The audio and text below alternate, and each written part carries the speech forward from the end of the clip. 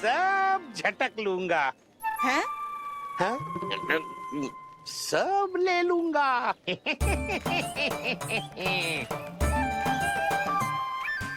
देखो श्रीमान, पूरे गोकुल में मुझसे अधिक स्वादिष्ट माखन किसी के पास ना होगो। अब अच्छे गुणवत्ता की वस्तु सस्ती थोड़ी ना होगी। किंतु व्यापारी परमानंद सस्ती वस्तुएं लेता भी नहीं है।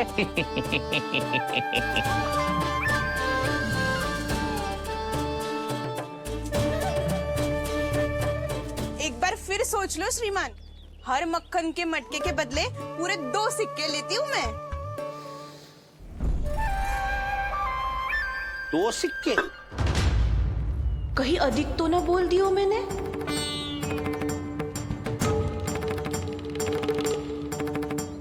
पर आप मेरे यहाँ पहली बार आए हो ना, तो हर 2 मटके पे 1 सिक्का कम कर दूंगी।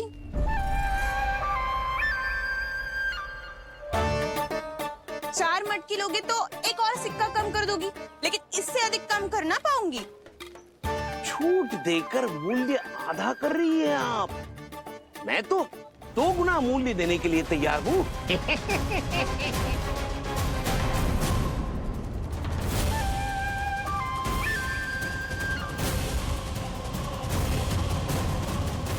दो गुना मूल्य?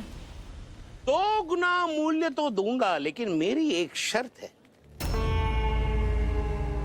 सारी की सारी मटकियां चाहिए मुझे।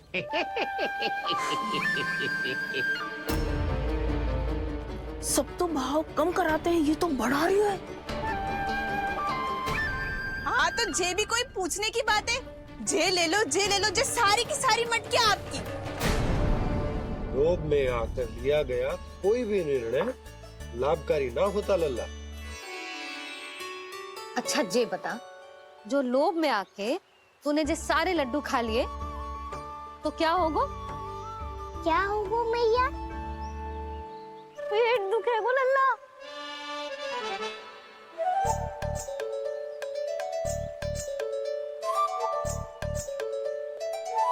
पीड़ा होगी, स्वास्थ्य बिगड़ जाएगा। फिर सोच ले, तू घर से बाहर ना निकल पाएगा।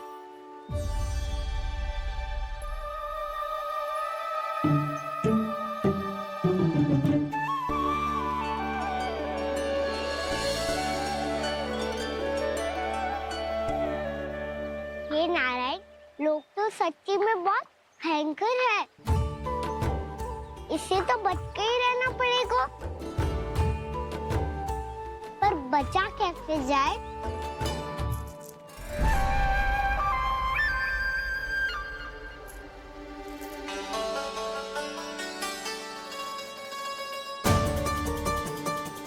अब फंस गए गांव वाले। जैसे ही ये मेरे सिक्कों की चमक दमक खनक देखेंगे, मेरे जाल में ऐसे फंसेंगे जैसे कि ये मूर्ख स्त्री।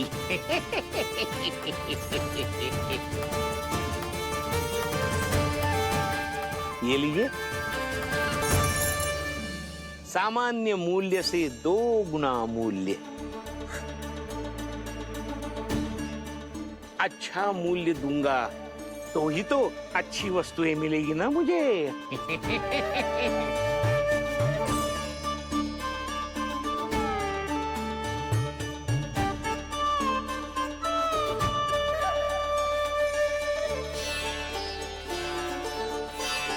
भाइयों, मैं मथुरा का सीधा साधा व्यापारी परमानंद हूँ।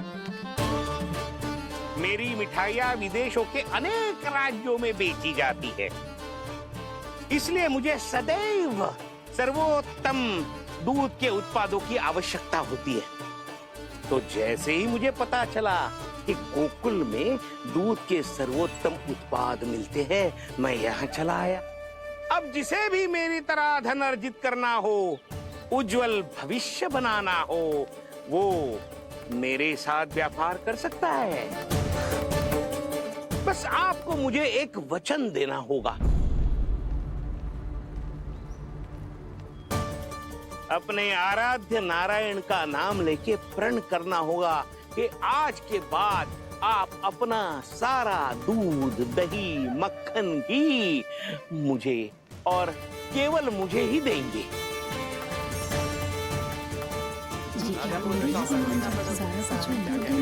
ताकि इनका प्रबंध करने के लिए मुझे कहीं और भटकना ना पड़े।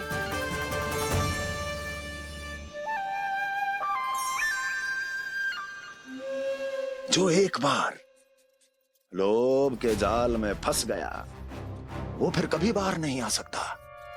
अधिक से अधिक और अधिक और अधिक पाने के लोभ में अपना सब कुछ खो बैठता है।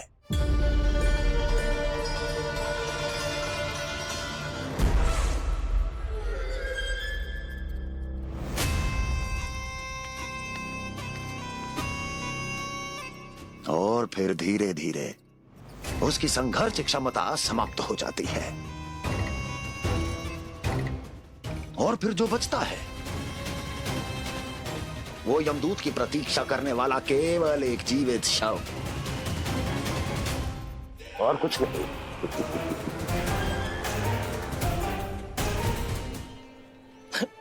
आपको अभी निर्णय लेने की कोई आवश्यकता नहीं है। मैं परसों सूर्यास्त के समय एक बार फिर आऊंगा, तब आप अपना निर्णय मुझे बता दीजिए। किंतु मेरे साथ व्यापार करने पर क्या होगा इसकी मैं झांकी दिखाऊंगा आपको। आज आप सभी इस हाट में जो लेकर आए हो वो सब लेकर जाऊंगा मैं, वो भी दुगना मूल्य देकर।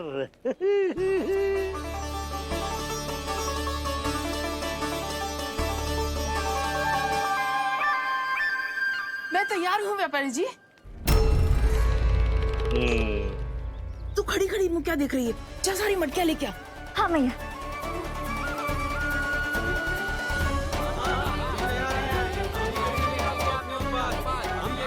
जाइए जाइए जाइए।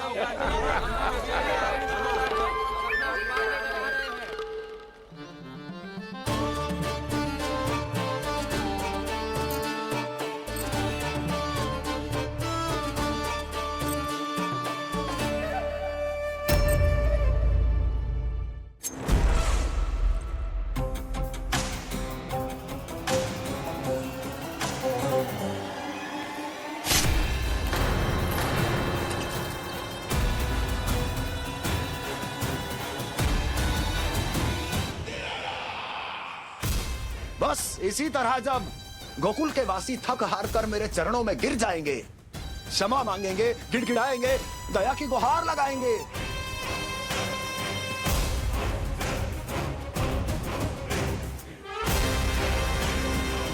तब मैं उस नंद को गोकुल में छुपे उस चूहे के साथ यहां आने पर विवश कर दूंगा।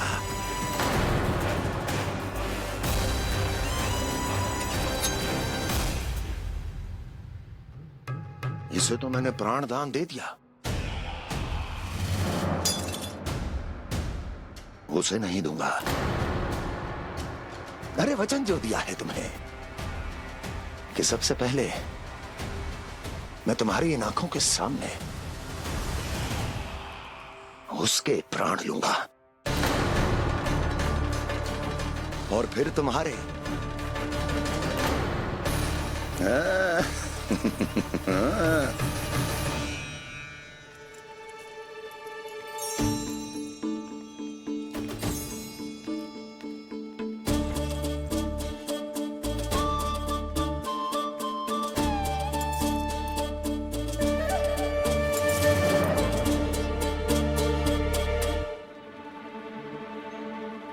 आपके सिक्के? अब कौन उतरे, कौन झुके, कौन उठाए, रहने दीजिए। ऐसा समझेंगे धरती माता को दान दे दिया। चलो भाई चलो।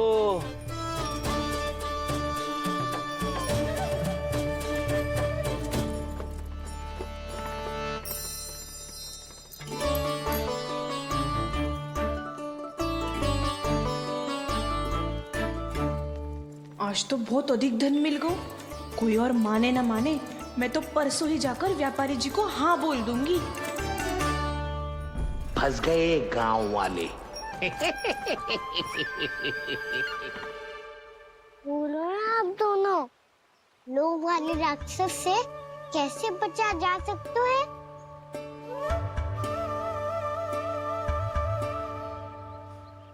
संतुष्टि से। ये संतुष्टि कौन है? संतुष्टि एक साधारण सी कला होती जिसमें प्रवीण होने के लिए एक बात सीखना आवश्यक है कि हमारे पास जितना है उतने में प्रसन्न रहना चाहिए। पर अधिक मिल जाए तो अपने परिवार या अपने सखाओं के साथ या किसी ऐसे व्यक्ति के साथ जिसे उसकी आवश्यकता हो बांट लेना चाहिए, ताकि सबके पास पर्याप्त हो और किसी को भी कछु कमी ना हो, किसी को वस्त्र के बिना रहना ना पड़े, भोजन के बिना सोना ना पड़े। और वैसे भी कान्हा, हम जितना अपनी वस्तुओं को बांटते हैं ना, उससे कई गुना अधिक नारायण हमें दे देते हैं। पर मैया, बस अब शेष प्रश्न घर जाके पूजा पूरी करने दे मुझे।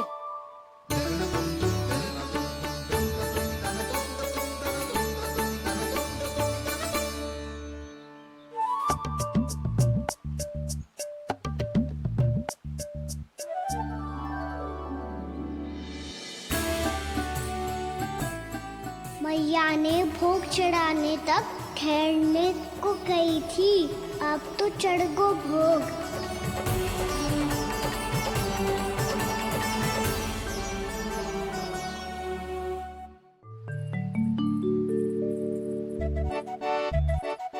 बाहर आ जाओ, सबके सब लड्डू लाया हूँ तुम्हारे लिए।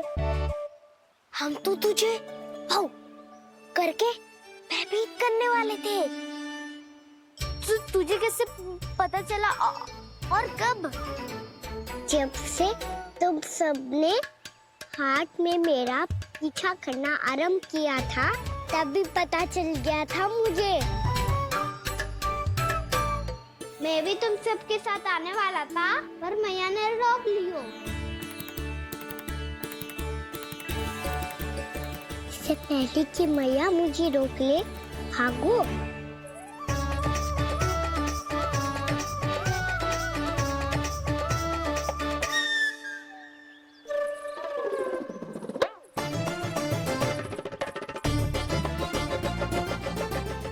भागो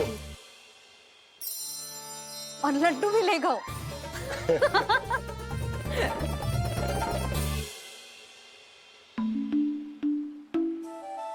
क्या होगा?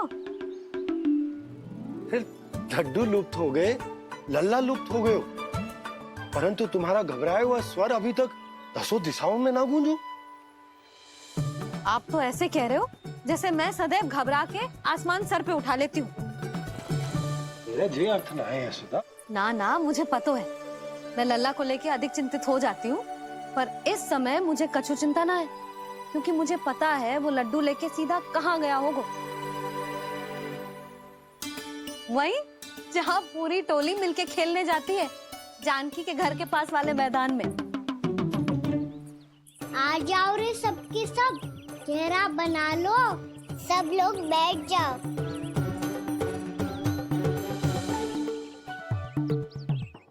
वहीं पेड़ के नीचे बैठ के सबको लड्डू बांटे गोजे। लो मधुमंगल, ये सुबल,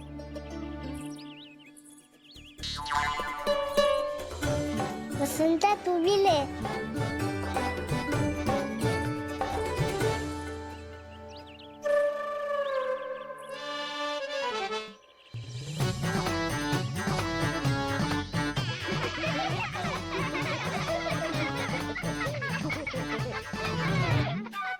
सुनी ना मैया ने क्या की? तो बहुत भयंकर तो है, बहुत भयानक। ताई जी ने ये भी तो कही थी कि आवश्यकता से अधिक की इच्छा करना लोभ हो तो है, पर मेरी तो आवश्यकता ही अधिक है कान्हा। इतने भारी बर्तन तन में एक लड्डू कहाँ जाओगो, कुछ पता भी ना चलोगो। फिर तुझे 2 ना 4 लड्डू देने पड़ेंगे।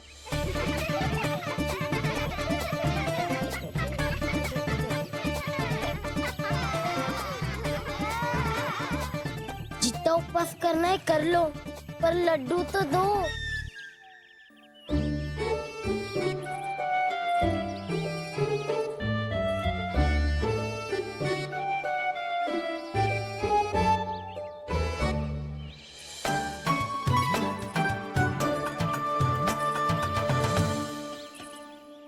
और जैसे ही जे बालक लड्डू खाने को होंगे, उनके मुंह तक पहुंचने से पहले ही कान्हा उन्हें रोक देगा। रुको,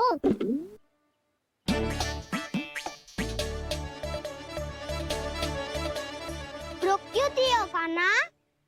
दाऊद को तो आने दो बसंता। उनके बिना कैसे खा सकते हम अकेले अकेले?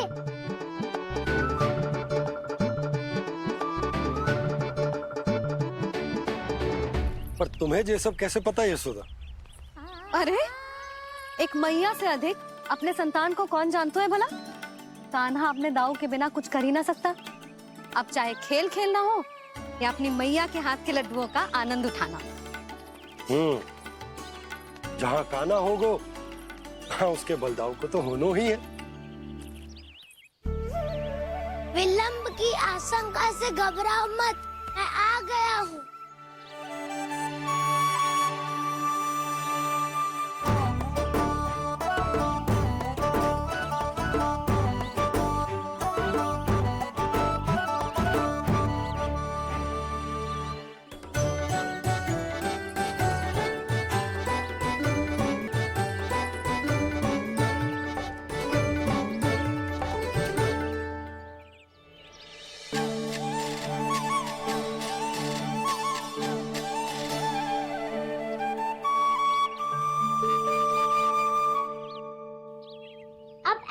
बैठे रहोगे कि कोई खेल भी खेलोगे? गिल्ली डंडा, छुपन छुपाई, ना ना पकड़ा पकड़ी, कछु नया खेल भी सुझाओ ना। मैं बताता हूँ, एकदम नया खेल है। स्वयं भगवान विश्वकर्मा जी ने इसका आविष्कार किया है और स्वप्न में आके बताया है मुझे। और इसमें ना, लो आरंभ हो गया बड़बोला।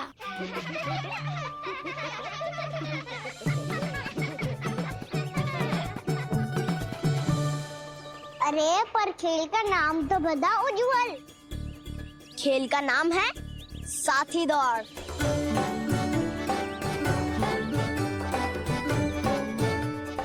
साथी दौड़? पर खेलते कैसे है इसे? बस एक साथी दूसरे साथी का पैर अपने से बांधता है और दौड़ लगाता है। तो चलो अपना अपना साथी चुनते हैं। लड्डुओं का भोज करके सब खेल में ऐसे मगन हो जाएंगे कि कोई घर आने का नाम भी ना लेगो। पर एक बार जो भूख लगी आई तो फिर देखना कैसे मैया के। क्या हुआ यशोदा, रुक क्यों गई? देखो जी भीतर।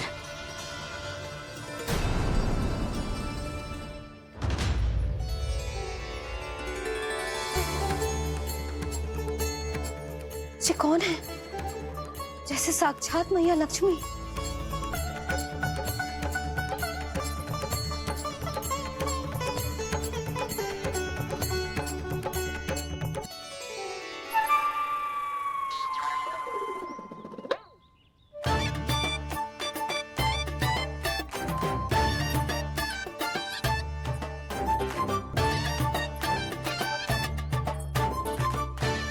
सुलक्षणा,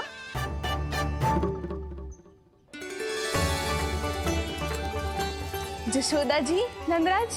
नारायण नारायण। नारायण नारायण। वो साधु महात्माओं की तरह अपना भविष्य देख रही थी। दोनों हाथों से धन बरस रहा था।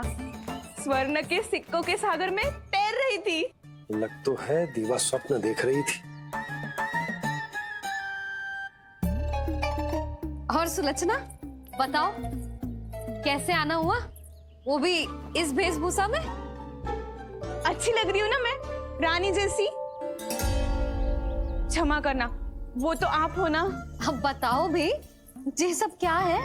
जे ही तो धनवान बनने का संकेत है जशोदा जी। अब बहुत सारा धन आएगो तो धनवान दिखना भी तो चाहिए कि ना। कहना क्या चाहती हो? जे ही के साक्षात कुबेर भगवान आए हैं गोकुल को समृद्ध करने। हैं?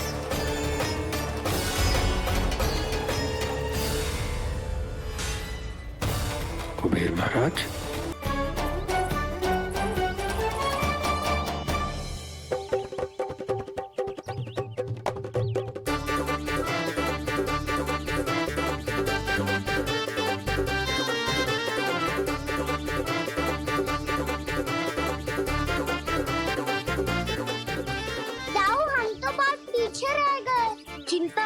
कहा ना, दौड़ के आरंभ में ही सारी शक्ति लगाने से हारने की आशंका बढ़ जाती है। देखो वो दोनों थक रहे हैं, यही समय है अपनी गति बढ़ाने का।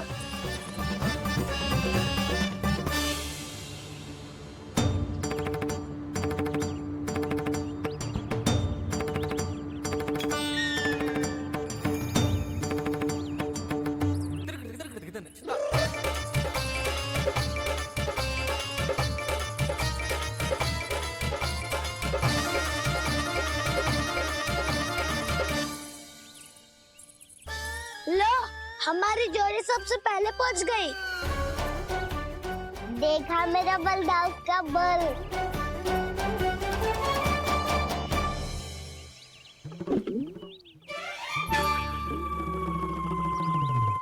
ताऊ, वो देखो।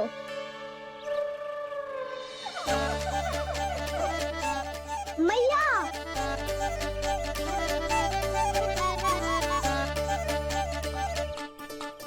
अपने परिवार या अपने सखाओं के साथ या किसी ऐसे व्यक्ति के साथ जिसे उसकी आवश्यकता हो, बांट लेना चाहिए ताकि सबके पास पर्याप्त हो और किसी को भी कुछ कमी ना हो, किसी को वस्त्र के बिना रहना ना पड़े, भोजन के बिना सोना ना पड़े।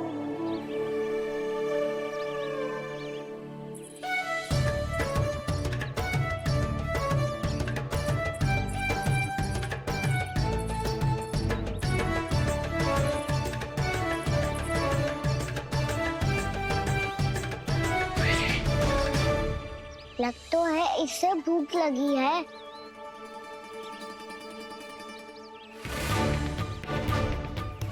मेरी और क्या देख रहे हो? तुम्हारी पोटली में कुछ तो होगा, दे दो उसे। मेरे नैना मैया ने क्या की थी? जितना हम किसी और को देते हैं ना, उससे अनेक गुना नारायण हमें वापिस कर देते हैं।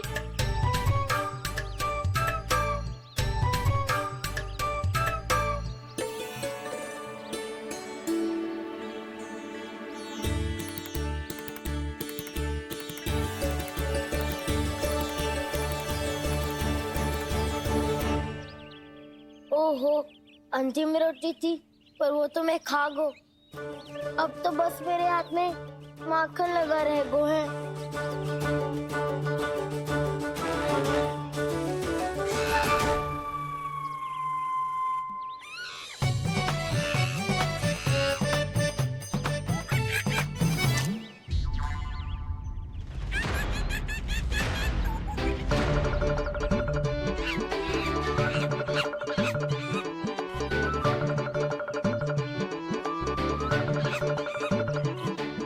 क्षमा करना सखा,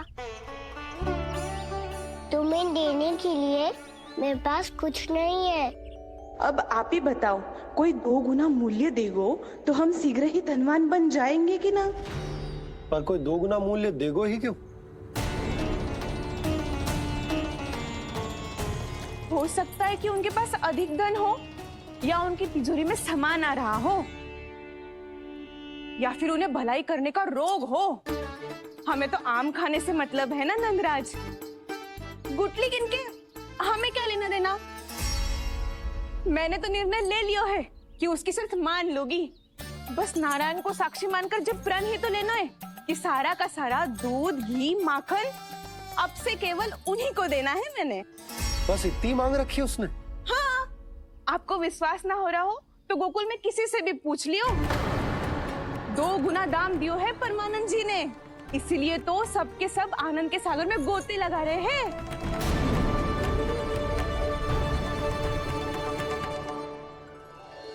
हे नारायण, सुनी है गांव वालों को 2 गुना लाभ हुआ है आज, पर मैं तो माखन बेच ही ना पाई क्योंकि हाट जाने के लिए कोई साधन ही ना मिलो मुझे। ये नया माखन अभी अभी बनायो है मैंने। प्रतिदिन जो माखन निकालती हूँ सबसे पहले आपको चढ़ाती हूँ, ये सोचकर कि कभी तो आपकी कृपा होगी, पर जाने आपका आशीर्वाद कब मिलेगा मुझे, पर जाने कब आपका आशीर्वाद मिलेगा मुझे। यदि इस बार भी मेरा माखन बेकार हो गई हो ना, तो सच्ची कह रही हूँ, कल से भोग में आपको कुछ भी ना चढ़ाऊंगी मैं। कल से भोग में आपको कुछ भी ना चढ़ाऊंगी मैं। कान्हा, मुस्कुरा क्यों रहे हो? वानर महाराज की भूख कैसे मिटानी है पता है मुझे। कैसे? माखन से। पर माखन कहाँ मिलेगा? सावित्री मौसी के घर से। तो क्या तुम फिर से माखन चुराने की सोच रहे हो? दाऊ, मेरी बात प्रश्न ही नहीं उठता, इसकी अनुमति नहीं दूंगा मैं। गोकुल वासियों को ऐसा वचन देने की अनुमति ना दे सकता मैं। बिना सोचे समझे कैसे वो किसी अपरिचित व्यापारी के शब्दों पर विश्वास कर सकते हैं?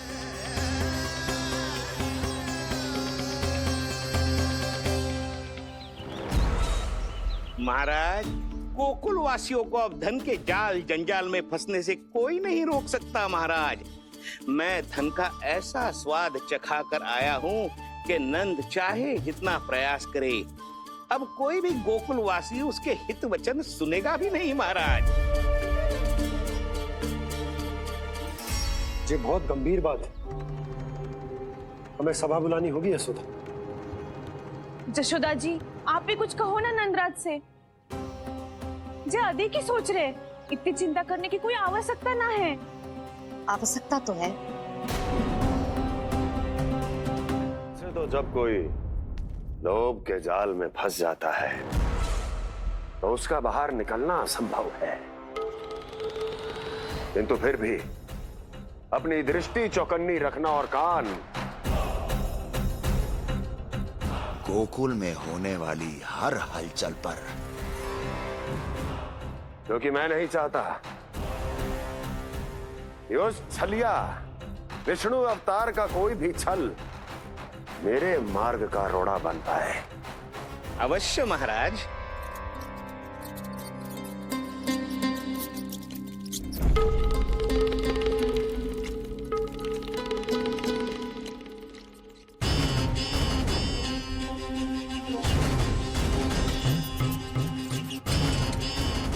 लोभ। ध्यान रहे परमानंद, गोकुल वासियों पर लोभ का प्रभाव हर बीतते क्षण के साथ बढ़ता चला जाना चाहिए। महाराज, जैसे किसी कबूतर को बिल्ली दबोच लेती है, वैसे ही मेरा फैलाया हुआ लोभ गोकुल वासियों को अपने पंजों में दबोच लेगा। सब झटक लूंगा।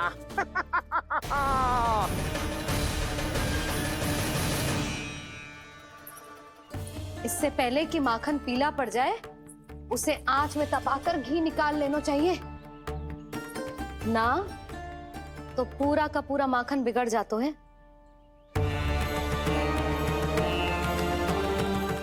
मैं अभी भोला से कहकर सारे ग्वाल ग्वालियरों की सभा बुलाता हूँ। मुझे सबसे बहुत महत्वपूर्ण विषय पर बात करनी है।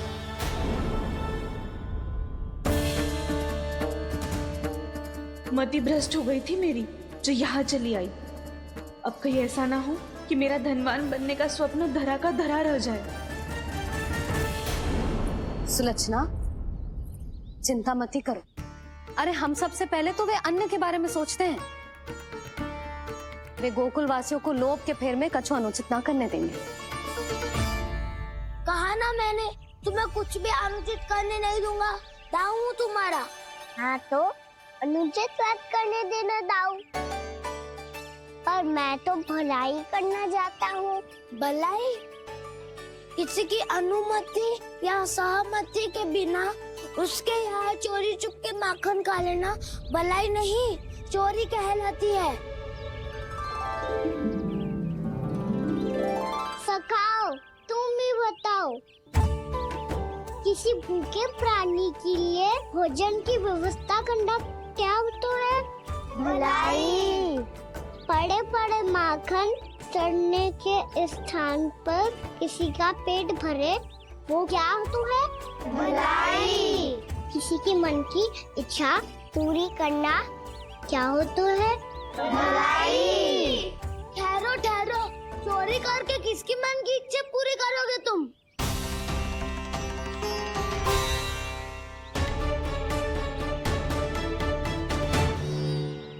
और किसकी दाऊ? स्वयं सावित्री मौसी की। वही तो चाहती है कि मैं उनके घर आऊं और ढेर सारा माखन खाऊं।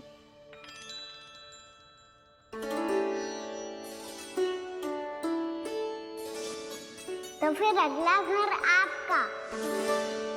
क्षण भर तो ऐसा लगो जैसे कान्हा ने मेरी मन की इच्छा सुन ली हो। वैसे कितना अच्छा हो तो यदि सुन ही ले तो। तुम्हारे कहने का अर्थ है कि सावित्री मौसी चाहती थी कि तुम उनके घर भी जाओ, जैसे जानकी के घर गए थे। ये बात तो उन्होंने मैया के सामने भी कही थी कि मैं उनके घर जाऊं। ये तो उनका सौभाग्य होएगा। किसी का सौभाग्य बिगाड़ते इतने बुरे ना है हम। ये बात तो सही कही है। मुझे भी कुछ अनुचित ना लगता है इसमें। तुम तो सत्यवादी हो मधुमंगल, तुम्हें क्या लगता है? अब बोल भी दो, वानर महाराज भूखे हैं। वानर महाराज से अधिक भूखा तो मुझे तू लग रहे हो। यदि कान्हा सच्ची में जैसा वानर महाराज की भूख मिटाने के लिए और सावित्री मौसी की इच्छा पूरी करने के लिए कर रहा है, तो दादी के सीख के अनुसार मुझे इसमें कछु अनुचित ना लगता। पक्का हम सच में चोरी नहीं भलाई करने जा रहे हैं। सही कहा दाऊ। यदि भूखे असहाय वानर महाराज का पेट भरोगे तो इसका असली पुण्य तो सावित्री मौसी को ही मिलेगा। इसका अर्थ तो ये हुआ कि कान्हा सावित्री मौसी का घर माखन चुराने नहीं जाएगा, बल्कि उसे दुगना कर देगा। बात तो सही है, तो फिर मैं तुम्हें नहीं रोकूंगा।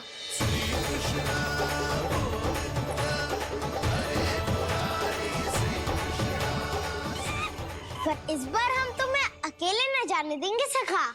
हाँ, हमें भी पुण्य अर्जित करना है और माखन भी।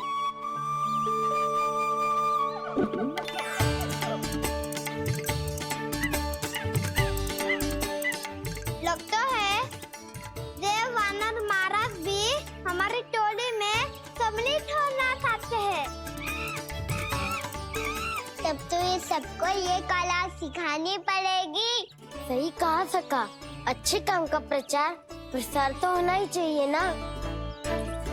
तो ठीक है, सिखा दूंगा और हमारी टोली कहलाएगी चौर्य विद्या प्रसारण टोली। और कान्हा तू बन जाइयो इसका अध्यक्ष और दाऊ बनेंगे उपाध्यक्ष। मुझे स्वीकार है। चौर्य विद्या प्रसारण टोली की जय। चौर्य विद्या प्रसारण टोली की जय। और सुनो क्या करना है और कैसे।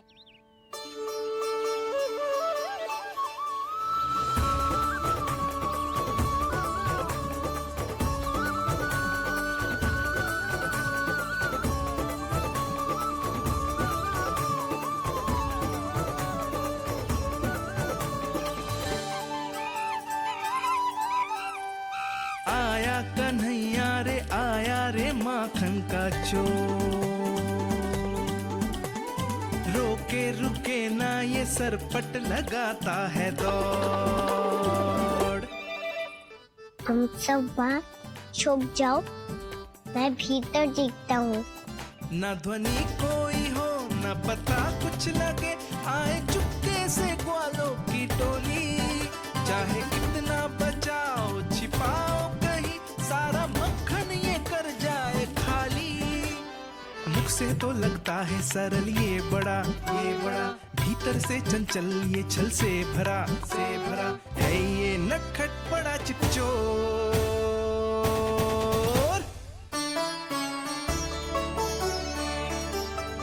इतनी ऊपर टांग रही हो मौसी? कान्हा सच में आ गयो तो मैं तो धन्य हो जाऊंगी।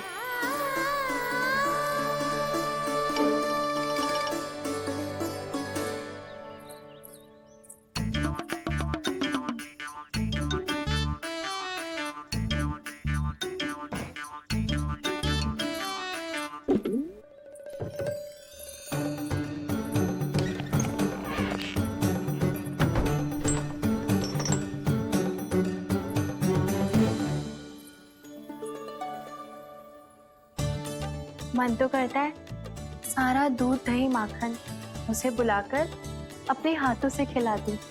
मुझे बुलाना भी चाहती हो और अनजाने में मेरे लिए कठिनाई भी बढ़ा रही हो। पर मेरे यहाँ क्यों आएगा कान्हा? इससे अच्छा तो यही होगा कि कल माखन बेचने के लिए कहीं से सकट का प्रबंध कर लूं।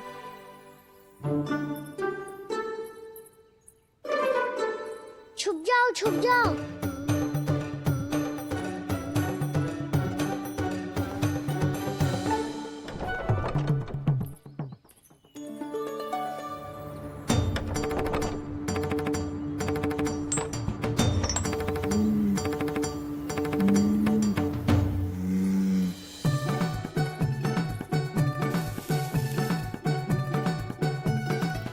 वैसे भी वो ठहरा राजकुमार, एक साधारण गोपी के यहाँ का माखन काहे खाएगो?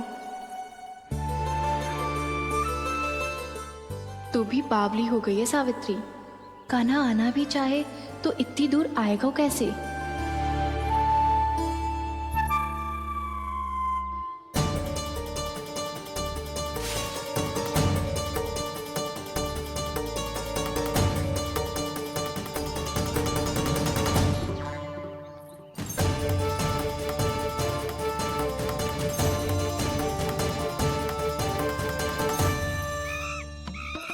ओ मैया,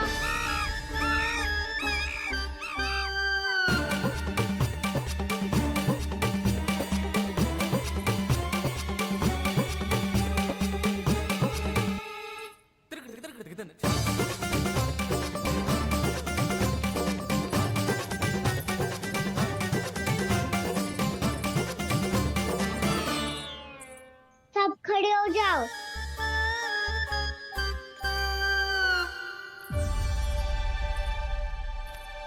सच्ची मैं भी कितनी बावली हो गई हूँ ना। जब नंदवन की ओर जा ही रही हूँ तो कान्हा के लिए थोड़ा सा माखन ले जाती हूँ।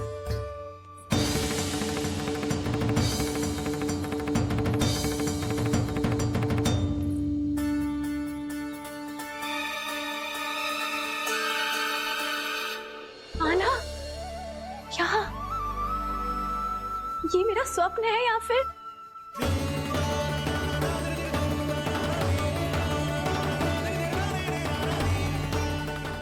ये सारे बालक यहाँ क्या कर रहे हैं कान्हा के साथ? क्या जानकी सत्य कह रही थी? कान्हा यहाँ पर माखन चुराने आया है। मुझे स्वयं जाके इसे माखन खिलाना चाहिए। चलो, सावित्री मौसी के वापस लौटने से पहले मैं कार्य समाप्त करके वापस भी जाना है। कोई पकड़ी मत जाना।